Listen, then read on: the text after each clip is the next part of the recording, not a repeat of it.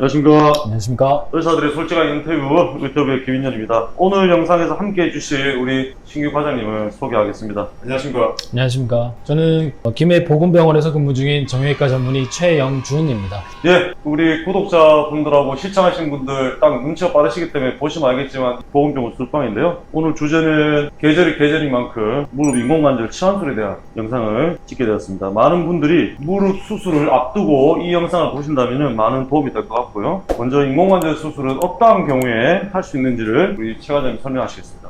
무릎 인공관절 치환술은 우선 무릎의 관절염 진단을 받으시고 3개월 이상 약물이나 주사치료법에도 특별히 통증이 호전되지 않는 경우에 엑스레이상에서 켈그렌 로렌스 분류법이라고 해서 KL 그레이드로 나누게 되는데요. 60에서 64세 환자분들은 KL 그레이드 4, 65세 이상 되는 환자분들은 KL 그레이드 3 이상일 때 선택할 수 있는 수술적 치료법이 되겠습니다. 제일 중요한 거는 무릎 관절에 대한 접근하실 때 단계를 본인이 아셔야 됩니다. 근데 이제 방금 우리 최 과장님 말씀하셨다시피 인공관절에 적응증이 되는 단계는 3단계, 4단계인데요. 나이대에 따라 다르니까 단계를 제일 잘 알아야 된다. 인공관절 수술은 어떻게 진행되나요가 다음 질문인데요. 일반 분들은 항상 물으시잖아요, 그죠? 전통적으로 우리가 인공관절 수술 어떻게 하냐, 그거부터 이제 설명해 주시면 더 간단할 것 같습니다. 일반적인 정형외과 선생님들이 선택하시는 수술 방법은 내측 중앙절개술이라고 해서 대퇴사두근에 해당하는 내측 관근을 자르고 들어가는 기법을 쓰십니다. 근데 저는 그와는 다르게 관근화 관절절개술이라고 해서 내측 관근을 자르지 않고 근육 마진 따라 가지고 절개하고 가르고 들어가는 그런 술식을 쓰고 있습니다. 그러니까 말씀하신 거는 일반적으로는 우리가 필히 인공관절 수술이라는 게 열고 넣어야 되는데 전통적인 영역에 있어서는 근육을 희생할 수밖에 없는 근육을 가르고 들어가는 게 있거든요.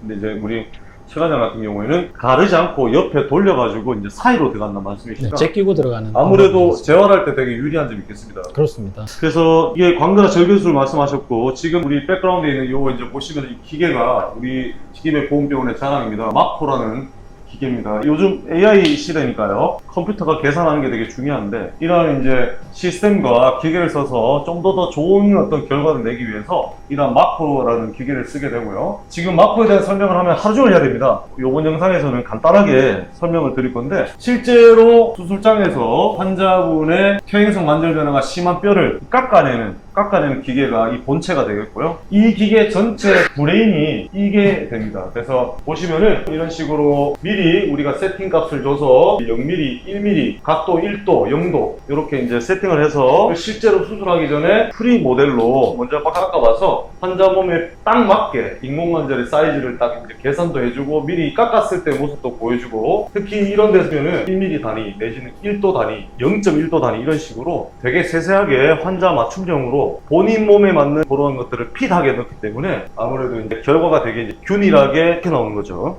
그래서 여러 병원들에서 인공관절 기기를 쓰긴 씁니다만 실제로 전 세계에서 가장 많이 깔려있는 공인되어 있는 기기는 마코라고 저는 알고 있고요. 이게 이제 3세대일 건데 향후에는 좀 더 좋아진 업버전 나올 거니까 그때도 우리 병원에서 한번 생각하고 있습니다. 앞서 말씀하신 거는 인공관절 수술이 어떻게 이루어지냐, 뭐 인공관절 수술에 해당되는 적응증 어떻게 되냐 말씀하셨고요. 이번 질문은 수술 방법을 결정하는 기준이 뭔가 요 부분에 말씀을 좀 부탁드립니다. 네, 제가 사용하고 있는 관근화 관절 절개술은요.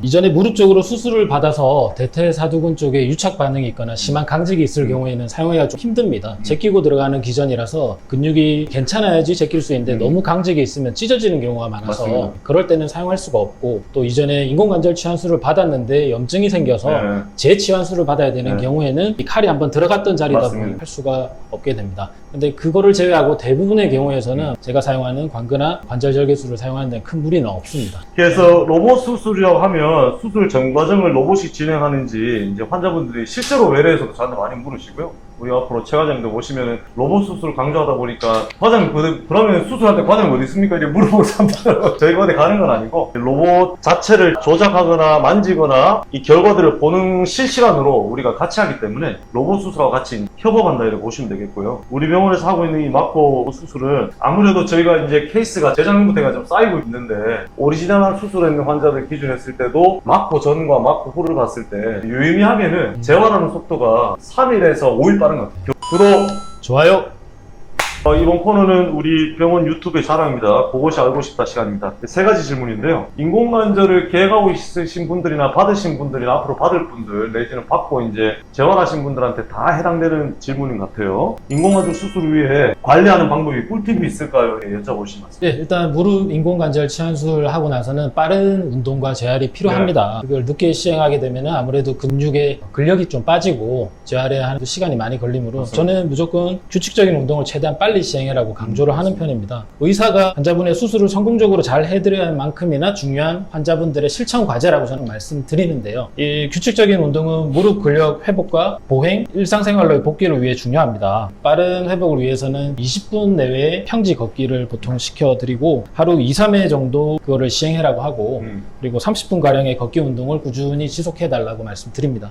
그리고 추천드리는 운동으로는 저는 보통 5가지를 얘기 드립니다. 첫째는 무릎 펴기 운동이고요. 무릎 펴기 운동은 저는 수건을 말아서 발 뒤꿈치 쪽에 받치고 오금이 바닥에 닿도록 그렇죠. 양손을 포개서 슬개골 위쪽 대퇴부 하단을 지그시 눌러서 오금이 바닥에 닿도록 하는 그런 동작을 시키고 있고 둘째로는 침상에서 무릎 굽히기 운동인데 무릎을 굽힐 때 발 뒤꿈치가 침상에서 떨어지지 않도록 바닥을 이렇게 끌면서 무릎을 굽혔다가 폈다가 관절 운동을 시키고 셋째는 대퇴사두근 강화 운동. 이건 뭐 여러 가지 방법이 있겠지만 2가지로 시키는데 하나는 오금부에 힘을 꽉 줘서 오금부를 바닥에 닿도록 뻗는 동작을 이렇게 시키는 그런 동작과 한 뼘에서 2뼘 정도 바닥에서 다리를 들고 편 채로 유지하는 동작을 6에서 10초 가량 수십 회든 수백 번이든 할 수 있는 만큼 해라고 보고 있습니다. 5번째는 이제 펌핑 운동이라고 해서 다리 전체적으로 발목을 굴곡 신전시키면서 다리 전체의 근력이 빠지지 않도록 유지해주는 맞습니다. 그런 운동을 설명드리고 있습니다. 스스로 가능하면 짧은 거리의 보행이라도 본인이 사용하기 편한 보조 장비를 이용해서 걷기를 6주 정도 할 수 있도록 권고드리고 있고요. 제가 시행하고 있는 관근화 관절 절개술은 이런 재활 기간을 빨리 단축하고 빨리 걸을 수 있는 그런 장점을 할 수 있는 그런 부분이 되겠습니다. 그래서 우리 방금 최가지 말씀하신 거의 핵심 포인트는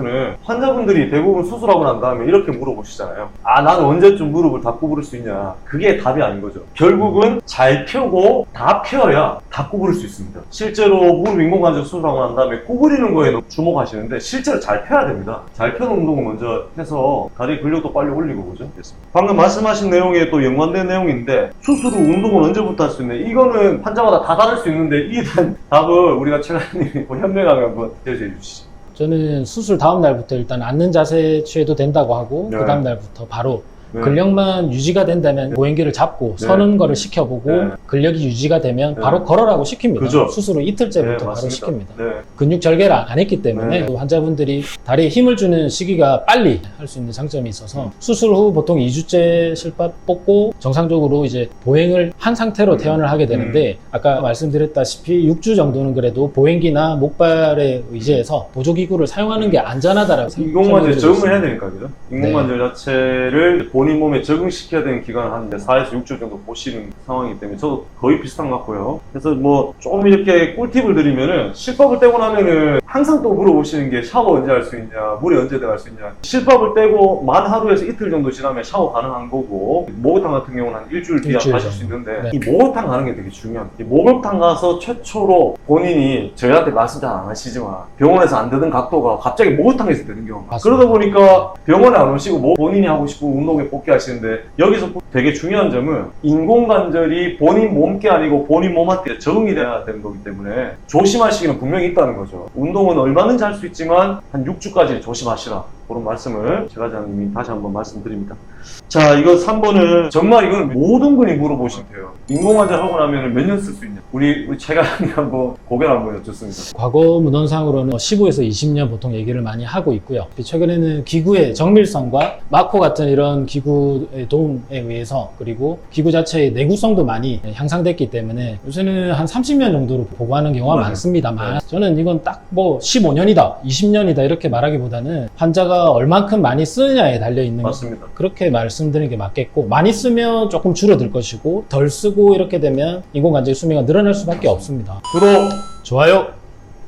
예, 그럼 오늘 첫 영상 촬영하셨는데 너무 프로답게 잘해주셔가지고 마음이 든든합니다. 오늘 좀 어땠습니까? 처음이라 조금 긴장했는데 정 원장님께서 편안하게 리드해 주시고 진행을 잘 해주셔가지고 잘 마무리한 것 같습니다. 이렇게 환자분들께 의학적 지식을 이렇게 알려드릴 수 있는 소통 창구가 있다는 게 참 좋은 점인 것 같고요. 저도 하루빨리 김해보건병원에서 좋은 인연 만들어 볼 수 있도록 노력하겠습니다. 오늘은 무릎 인공관절 치환술에 대해서 알아보았습니다. 그래서 무릎 관절염이 1기냐 2기냐 이렇게 이제 치료를 선택하게 됐을 때는 치료 방법이나 관리가 눈에 띄게 수월합니다. 실제로 약도 좋아졌고 이제 주사도 많이 좋아졌죠. 하지만 그럼에도 불구하고 통증 관리가 안 되거나 무릎을 제대로 못 쓰게 됐을 때는 본인이 혹시 우리 엄마가 우리 아버지가 관절 단계가 1, 2단계가 아니라 3, 4단계까지 가지 않았나 의심도 해보시고 걱정도 해보시는데 집에만 있지 마시고 그런 내용 하셔가지고 꼭 진료 한번 받아보시고요. 엑스레이만 찍더라도 관절의 단계를 알 수 있으니까요. 정확한 진단과 치료를 적극적으로 받아보시길 바랍니다. 오늘 영상이 도움이 되셨다면 구독, 좋아요, 알림 설정까지 잊지 마시고 더 유익한 정보로 돌아오겠습니다. 감사합니다.